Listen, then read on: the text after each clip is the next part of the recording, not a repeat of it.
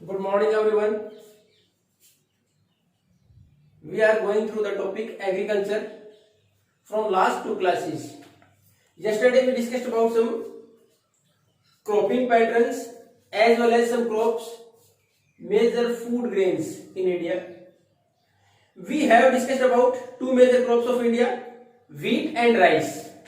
The climatic conditions as well as the temperature or soil required, we have discussed about that. Today we are going to proceed with the next, that is millets. If you are going to observe a single word for millet, then it is the major crop of Kharif season in Rajasthan, bajra. But it also includes other coarse grains except wheat and rice like ज्वार, बाजरा, रागी. अगर millets में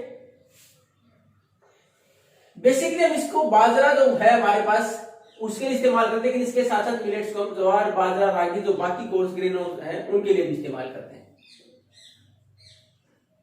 अब इसमें millets में अगर हम बात करें तो ये न्यूट्रिशन वैल्यू के अनुसार these are the best food grains for nutrition value. रागी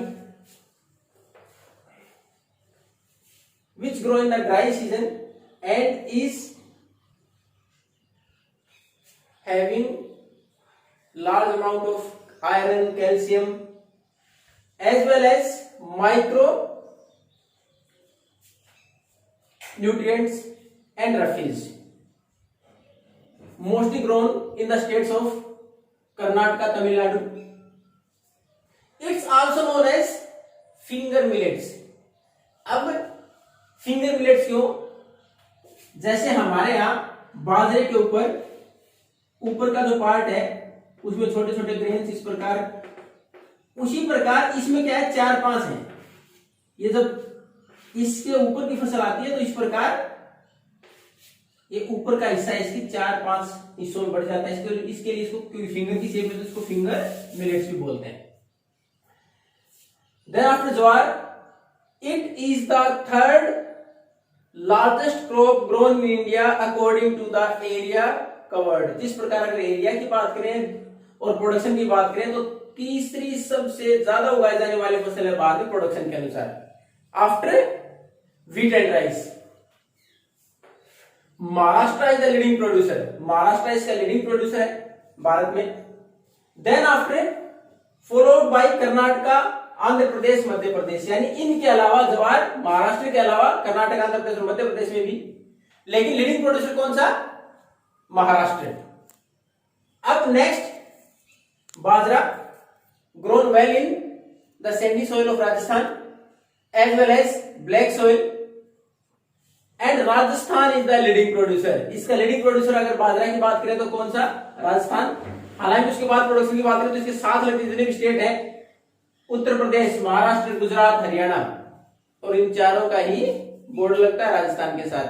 तो ये एरिया जहां इस प्रकार की मिट्टी पाई जाती है उसमें आसपास की state leading producer Rajasthan.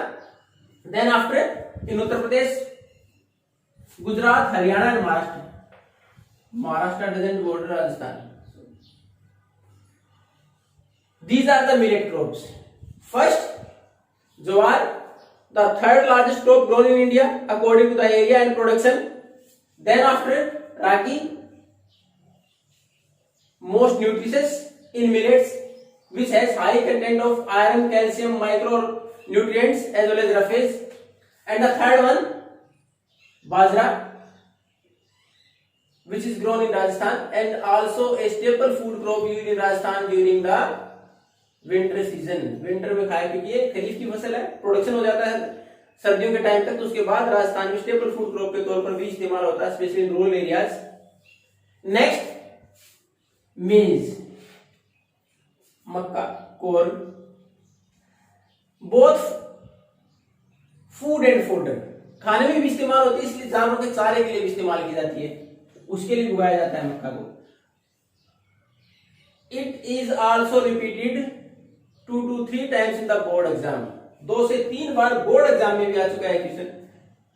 Name a crop which is used both as food and fodder. एक ऐसी क्रॉप, एक ऐसी फसल जो दोनों के तौर पर इस्तेमाल होती है, खाने के लिए भी और जानवरों के चारे के लिए भी इस्तेमाल होती है, वो है मेज। The conditions which required for the growth of मेज is 21 to 27 degree Celsius temperature. अब टेम्परेचर देखो, मैंने पहले बताया था कि टेम्परेचर इंडिकेट कर देता है कि वो फसल किस सीजन की है। It means it is of kharif season. ये बेसिकली कौन सीजन की है? खरीफ, क्योंकि high temperature is there. Then after it is best grown in alluvial soil. अगर जलोढ़ मिट्टी है, एलुवियल सॉइल, उसमें सबसे ज्यादा अच्छी ग्रोथ होती है इसकी।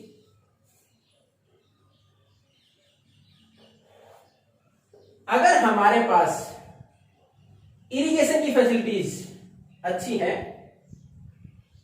तो इसका प्रोडक्शन और बढ़ाया जा सकता है। इसका प्रोडक्शन बढ़ा भी किसकी वजह से? Modern farming methods. तो आधुनिक तरीके आपने 9th क्लास में इकोनॉमिक्स में पढ़े थे। Hiring variety of seeds, HYV seeds, chemical fertilisers, pesticides, insecticides, तो उसकी वजह से इसका प्रोडक्शन और ज्यादा बढ़ा है। लीडिंग प्रोड्यूसर इसका कौन है? बिहार।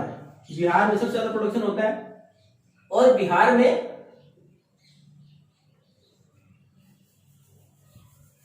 ये कौन सी सीजन में उगाई जाती है? रबी की सीजन में, यानी सर्दियों में भी उगाई जाती है। अब कर्नाटक, उत्तर प्रदेश, बिहार, आंध्र प्रदेश और मध्य प्रदेश में इसका प्रोडक्शन किया जाता है। अब देखो मेज के लिए, पहला तो मैंने क्वेश्चन बताया उसके अनुसार it is a kharif crop which is used both as food and fodder. Then after it requires a annual rainfall of around 75 centimeter. Then after alluvial soil is good for its growth. It is a kharif crop, but in Bihar it is also grown in the rabi season. It means in winters. It is also produced in Karnataka, Uttar Pradesh, Bihar, Andhra Pradesh and Maharashtra. Basically this question is given in 3 marks. At least 3 features should be there in the answer. तो कम से कम 3 features याद रखें। पहली, खरीफ की फसल है, basically खरीफ की फसल है, बिहार में रबी में उगाई जाती है, टेम्परेचर 27 डिग्री सेल्सियस है, एलुवियल सोइल सबसे बेस्ट इसके प्रोडक्शन के लिए, nearly about 75 centimetre, annual rainfall लगभग 73 सेंटीमीटर के आसपास एनुअल रेनफॉल है, high yielding variety of seeds, और जो मॉडर्न फार्मिंग मेथड्स उसके प्रोडक्शन को और बढ़ाया गया है। नेक्स्ट, पल्सेस, दालें। हमारे यहाँ प्रोटीन का खासकर कौन सी डाइट में, हमारे पास जो भी वेजिटेरियन है, जो मांस मछली नहीं खाते, उनकी डाइट में प्रोटीन का सबसे महत्वपूर्ण सोर्स कौन सा है? पल्सेस।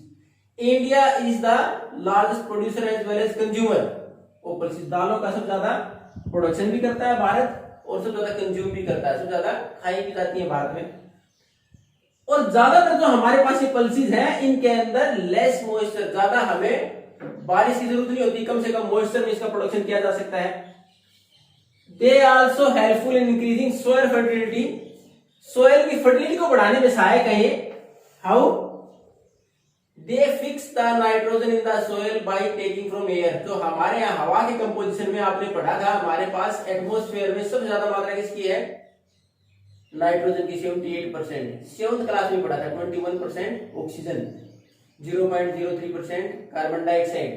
तो इसमें 78% जो हमारे पास एटमॉस्फेयर में नाइट्रोजन है, उसको फिक्स करने का काम, यानी after consuming from the atmosphere they fix it in the soil, और ये फर्टिलिटी बढ़ाने में सहायक है। इसलिए इस फसल को ज्यादा जो पल्सेस है, इसको रोटेशन में उगाया जाता है बाकी फसलों के साथ, ताकि फर्टिलिटी बनी रहे।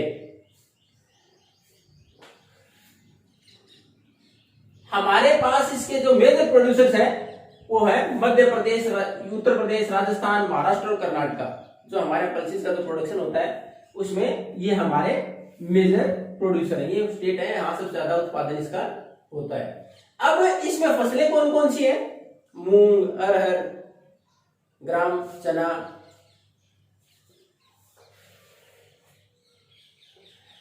Then after these are the food crops which are grown in India.